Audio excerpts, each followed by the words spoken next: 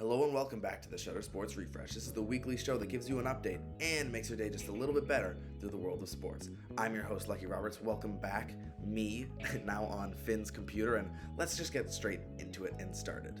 We'll start off this episode with some MLB news as the season's getting excitingly close to playoff time. The wildcard games should be played during the first and second weeks of October, which means each team has only a few weeks left to try and push themselves into a better spot.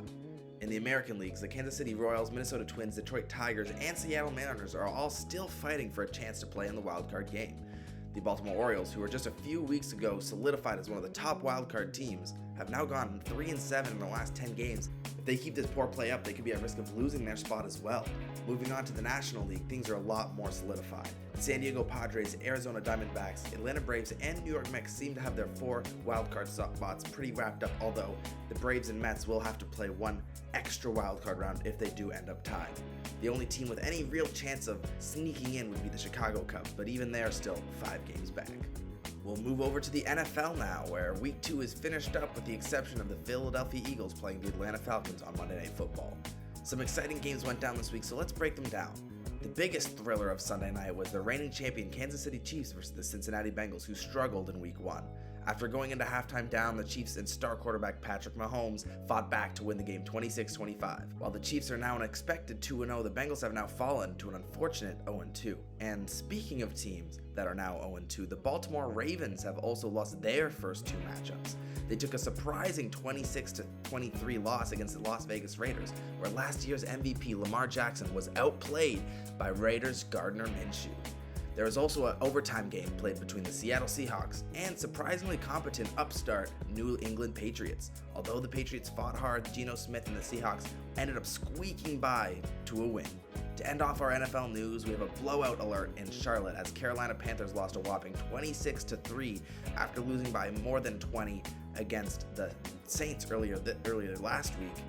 Against the Los Angeles Chargers, they lost this week. Most fans expected the team to perform poorly, but this performance has got to hurt. Now with some more collegiate football as we look at the most exciting matchup this week, which was LSU versus South Carolina. After a back and forth matchup, it was eventually the ranked LSU team that took home the game, but not by much as the final score was just 36-33. Kentucky also almost took down a ranked number 2 Georgia in a low-scoring game, but Georgia just barely held on 13-12.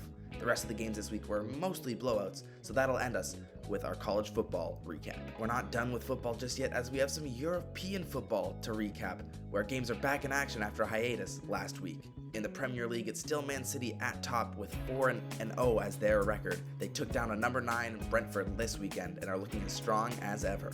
Behind them and tied are Arsenal and Newcastle, who both took home wins this week.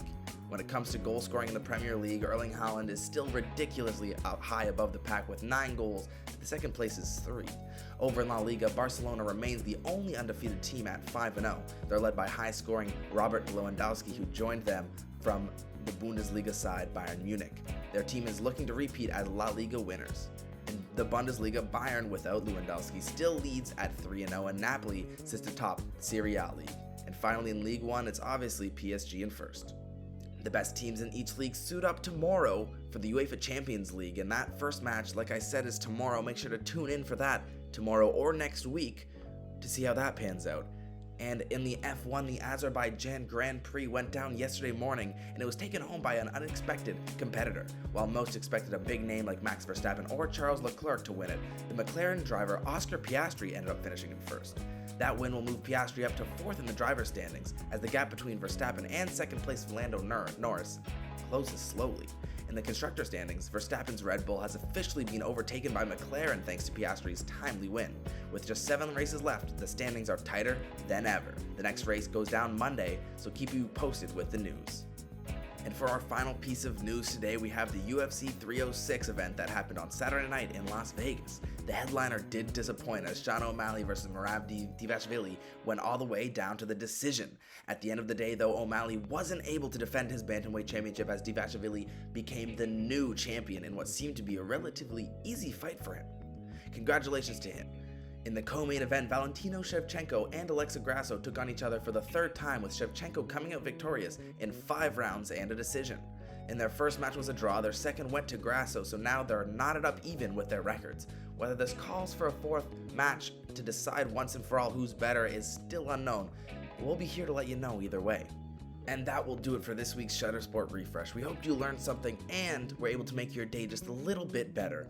I've been your host, Lucky Roberts, and you can check out both mine and Shutter Sports Media's social medias down below. Thanks for watching, and hopefully I'll be back on my own computer next time.